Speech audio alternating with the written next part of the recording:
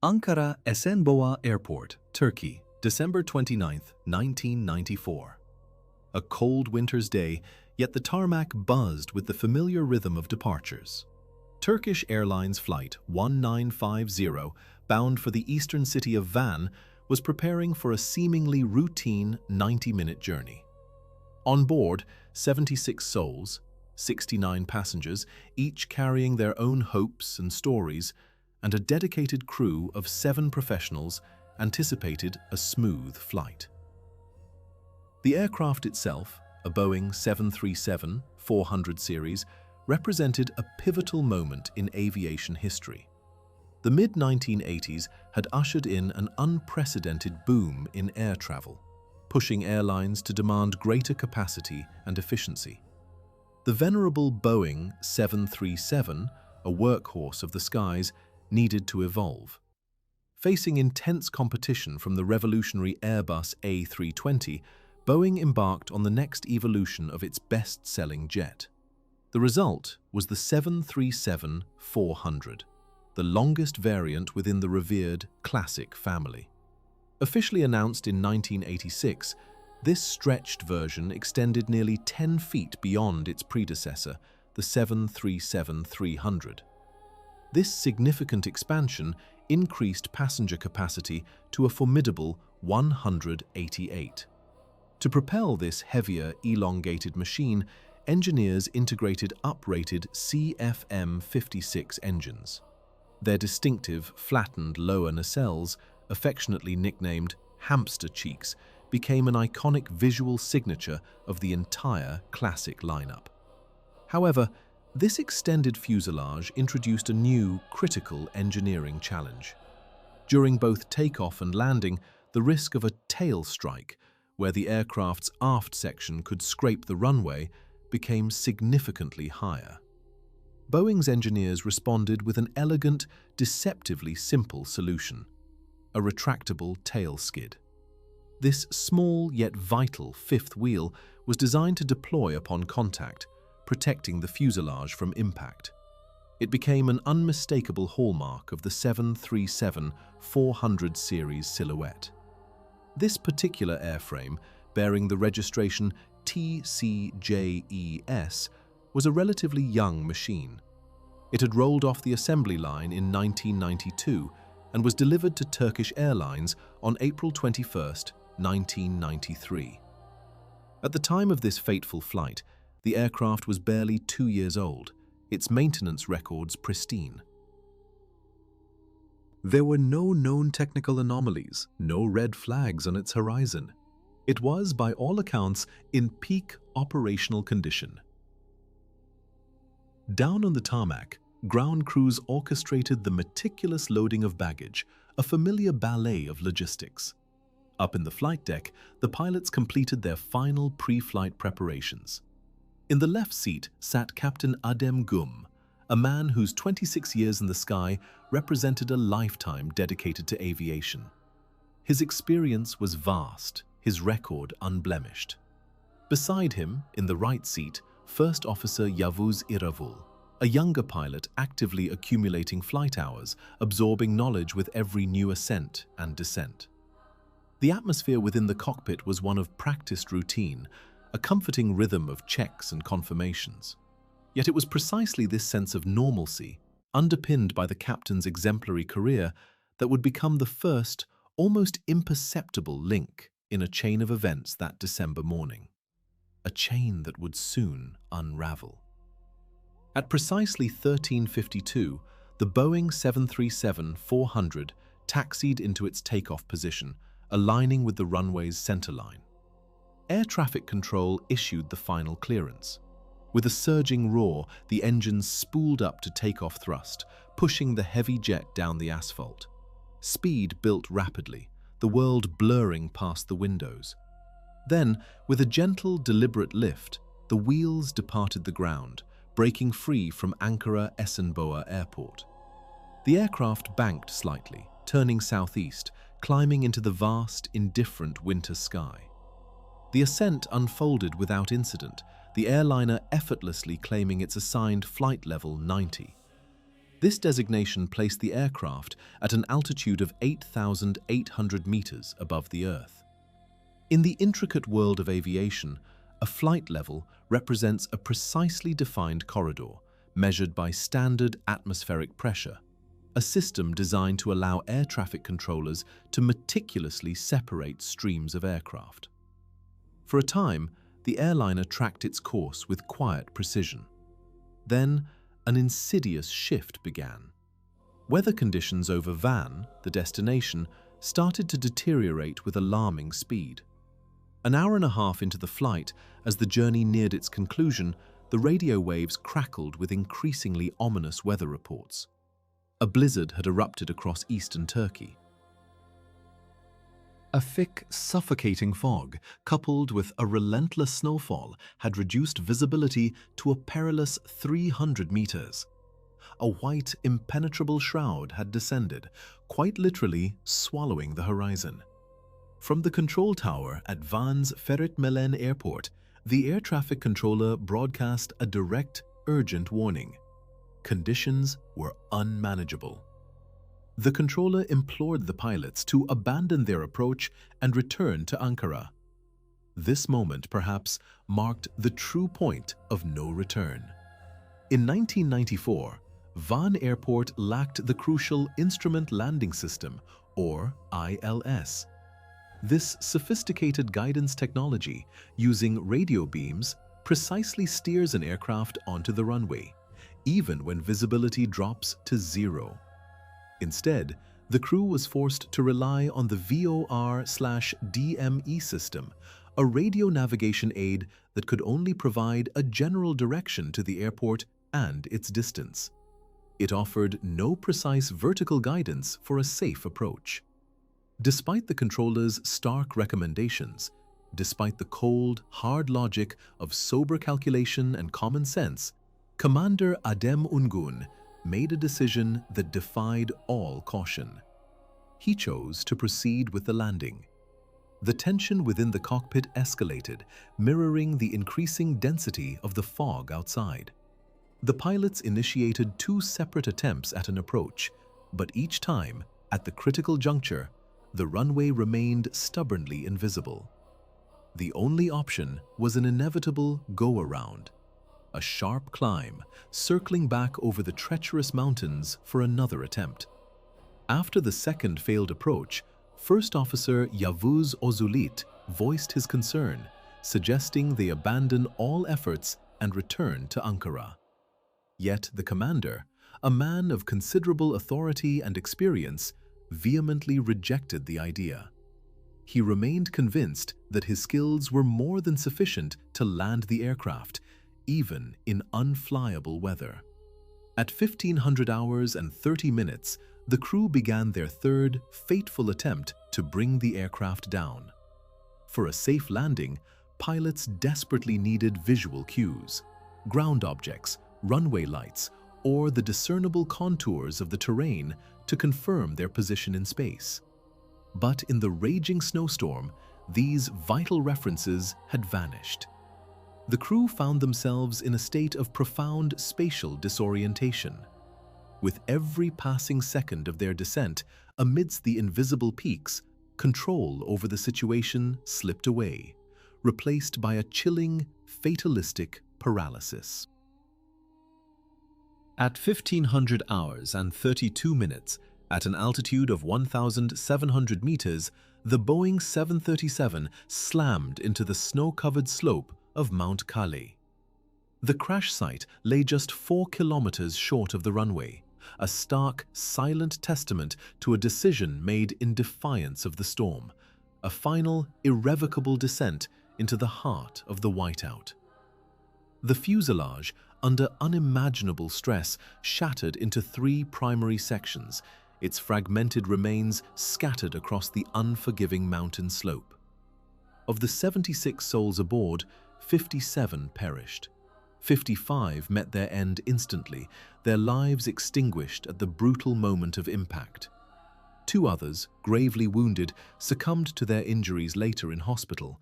Yet, against all odds, 19 individuals survived, a testament to sheer chance, a harrowing miracle etched into the unforgiving landscape. A deep, forgiving blanket of snow on Mount Holmenkollen played an unexpected, pivotal role.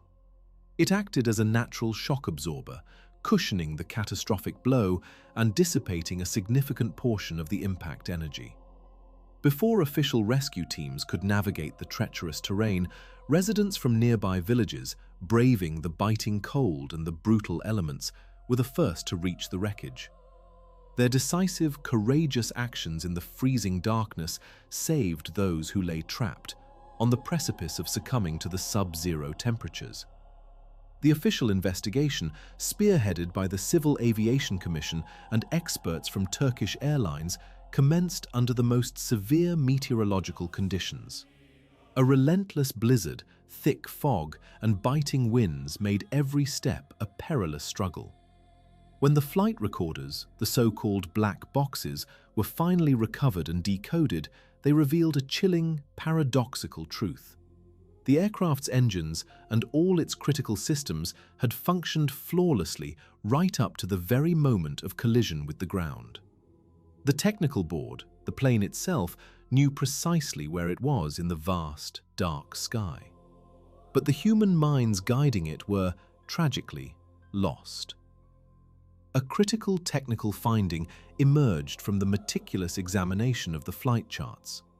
The navigational diagrams, the very blueprints of their journey, used by the flight crew, contained glaring omissions.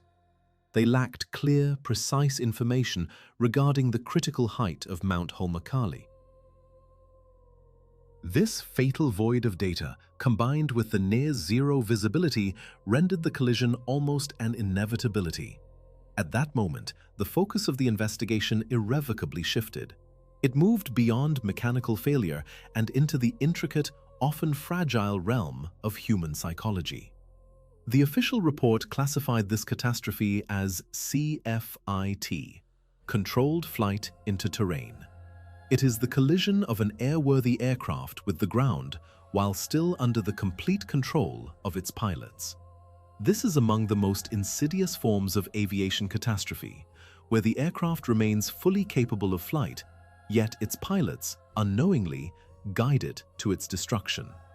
A decisive factor identified was the commander's relentless persistence, a phenomenon known in aviation psychology as get-there-itis, or goal fixation syndrome. It describes an almost pathological drive to reach the intended destination, overriding caution, disregarding escalating risks, and ultimately clouding judgment. To truly grasp this fatal convergence of errors, we turn to James Reason's seminal Swiss cheese model. This concept illustrates how a disaster occurs not from a single, isolated failure, but when holes in different layers of defensive barriers align, creating an unobstructed path for calamity. The first layer in this tragic alignment involved a confluence of extreme meteorological adversity and critical infrastructural failings. On that fateful day, weather conditions in the vicinity of Van Airport deteriorated with terrifying speed. A heavy snowfall, a blinding blizzard, and dense fog descended, reducing visibility to a perilous 300 meters, effectively zero. At that time, Van Ferrit Mellen Airport lacked the indispensable Instrument Landing System, or ILS, a vital technology for safe approaches in poor visibility. Pilots were forced to rely solely on the VOR/DME system, which offered merely a distance reading to the runway, a stark inadequacy when visual cues had vanished entirely.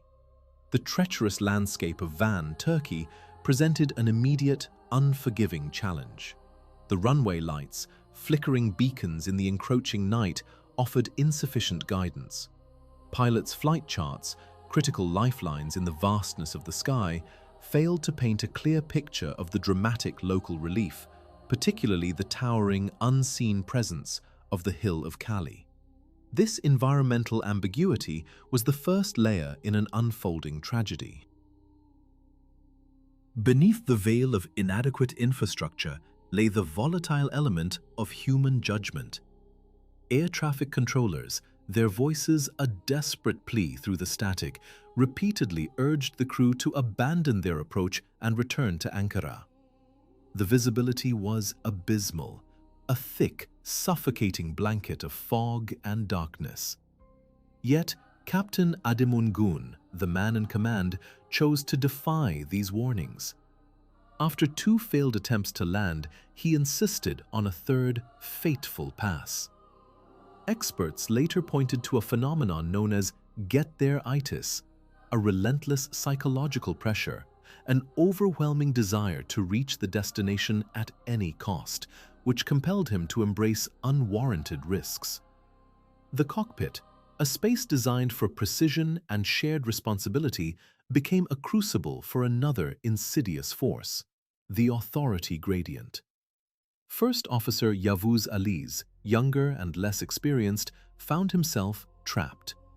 Despite his growing unease, despite his suggestions to divert after the botched approaches, despite his silent objections to the final, desperate attempt, he hesitated. He feared openly challenging the captain's authority, a deeply ingrained deference that paralyzed his will to intervene. In modern aviation, such silence is a critical failure. Every doubt, every concern from a co-pilot must be heard, must be considered.